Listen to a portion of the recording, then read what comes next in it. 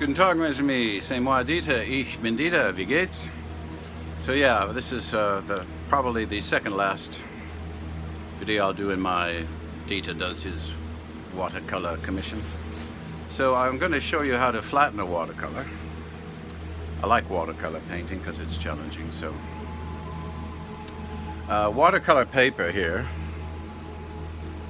I like it. Sometimes they call it rag because it's actually made from bleached linen rags that they shred at the watercolor plant, at the paper manufacturing plant, and they beat it into a pulp, and then they form it in molds. So it's really cool stuff. One of the reasons I like working with it. And this stuff gets so it holds water, and like I said before, when different parts of the painting will hold more water than the others. So to flatten the watercolor, you take a sponge. Dieter's kind of a natural guy. This is a real sponge, not an artificial one.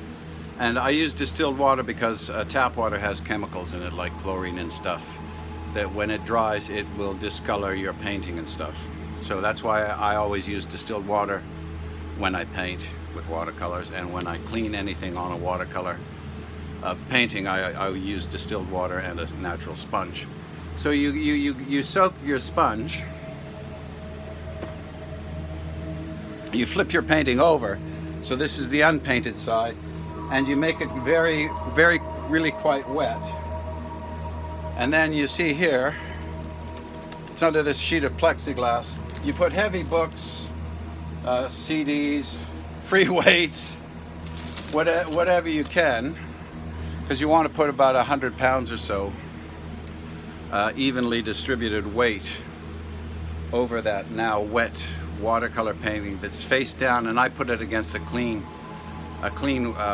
watercolor a piece of paper with no drawing on it, and then I wet it, and then I lay a plexiglass sheet over it. You make sure it's perfectly flat. I lay it on my custom-made drawing table, which I lay flat.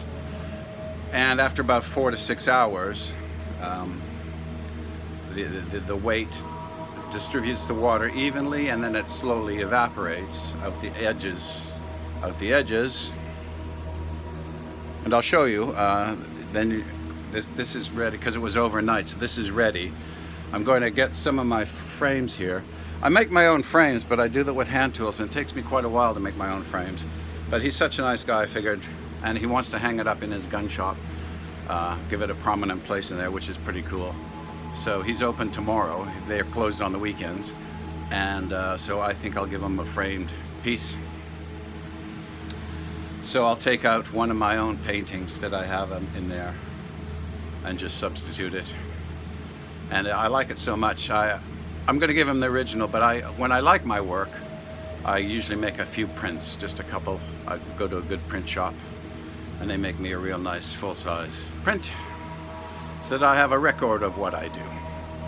So happy plucking, mes amis, and I'm going to get to framing this watercolor that I flattened last night. Wiedersehen.